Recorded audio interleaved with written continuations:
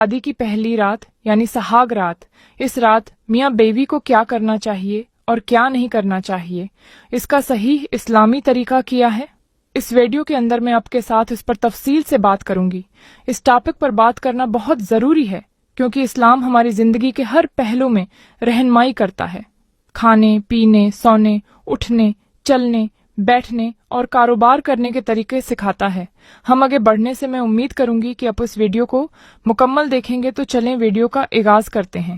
سب سے پہلے جب آپ کمرے میں داخل ہوں یعنی دوستوں سے مل کر پہلی رات کمرے میں داخل ہو رہے ہوں تو اپنی بیوی کو سلام کریں۔ جب آپ کمرے میں جائیں تو سلام کے بعد بیوی کی پیشانی کے بال پکڑ کر دعا مانگیں۔ دعا کا ترجمہ کچھ اس طرح سے ہے: اے اللہ، میں تجھ سے اس کی بھلائی اور اس بھلائی کا سوال کرتا ہوں جس پر تو نے اسے پیدا کیا، اور میں اس کی برائی اور اس برائی سے تیری پناہ مانگتا ہوں جس پر تو نے اسے پیدا کیا۔ یہاں میں ایک بات بتاتی چلوں کہ جب آپ یہ عمل کریں تو پہلے بیوی کو بتا دیں کہ میں ایک دعا پڑھنے جا رہا ہوں جو سنت ہے۔ ایسا نہ ہو کہ آپ اچانک پیشانی کے بال پکڑ لیں اور اس کے ذہن میں غلط فہمی پیدا ہو کہ یہ کیا کر رہا ہے، کوئی جادو وغیرہ تو نہیں کر رہا۔ لہٰذا پہلے بتا دیں کہ یہ سنت ہے۔ پہلی رات میں بیوی کو کوئی تحفہ ضرور پیش کریں، یعنی کوئی گفٹ دیں، یا پھر کوئی کھانے کی چیز ساتھ لے جائیں جو آپ خود بھی کھائیں اور اپنی بیوی کو بھی کھلائیں۔ اس سے یہ فائدہ ہوگا کہ محبت بڑھے گی، کیونکہ اس سے ایک اچھا پیغام جاتا ہے۔ اسے منہ دکھائی کہتے ہیں۔ منہ دکھائی میں کوئی تحفہ لے جائیں، کوئی گفٹ پیش کریں، پھر بیوی کے ساتھ بات چیت شروع کریں، اپنا اور اپنے گھر والوں کا تعارف کروائیں، آپ کو جو چیز پسند ہے اور جو نہیں پسند دونوں بتا دیں۔ اس کے بعد شکر کے نفل ادا کریں۔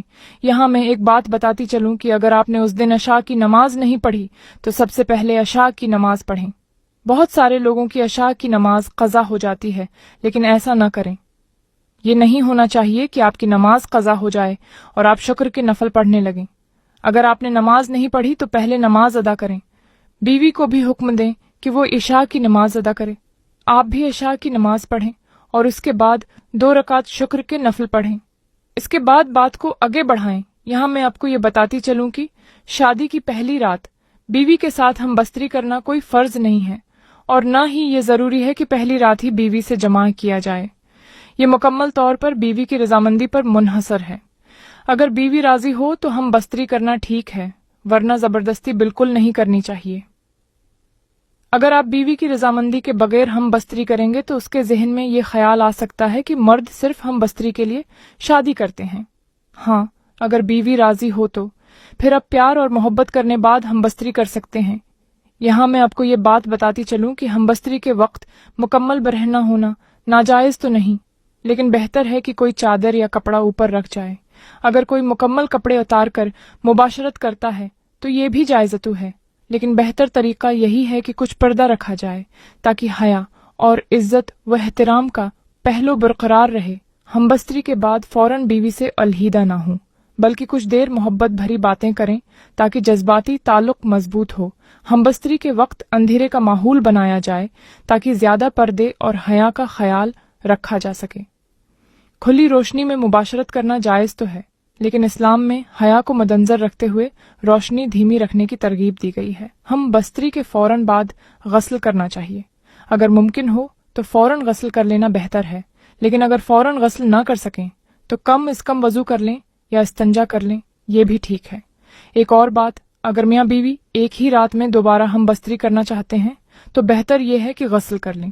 اگر غسل ممکن نہ ہو تو کم از کم وضو ضرور کر لیں اور شرمگاہ کو صاف کر لیں۔ اس سے تازگی ہوگی پیدا ہوگی اور آپ خود کو تر و تازہ محسوس کریں گے۔ اگر دوبارہ ہم بستری کے لیے وضو نہ کریں تو بھی یہ جائز ہے، لیکن غسل یا وضو کرنا افضل ہے۔ ناظرین، شادی کی پہلی رات کے بارے میں جو باتیں میاں بیوی کے درمیان ہوتی ہیں انہیں دوسروں کے ساتھ شیئر کرنا حرام ہے اور یہ کبیرہ گناہ ہے۔ اکثر دیکھا جاتا ہے کہ صبح کے وقت لڑکے کے دوست لڑکے سے اور لڑکی کی سہیلیاں لڑکی سے پوچھتی ہیں کہ رات کو کیا ہوا، حالانکہ شریعت کے مطابق یہ بالکل حرام ہے۔ ایسا ہرگز نہیں کرنا چاہیے۔ تو ناظرین، یہ تھا شادی کی پہلی رات کا اسلامی طریقہ جو میں نے آپ کے ساتھ شیئر کیا۔ کچھ لوگ کہہ سکتے ہیں کہ اس طرح کی باتیں شریعت کے خلاف ہیں، لیکن ایسا بالکل نہیں ہے۔ میں نے کوئی ایسی بات نہیں کی جو شریعت کے خلاف ہو۔ اللہ ہم سب کو سمجھ عطا فرمائے، آمین۔ اگر یہ ویڈیو آپ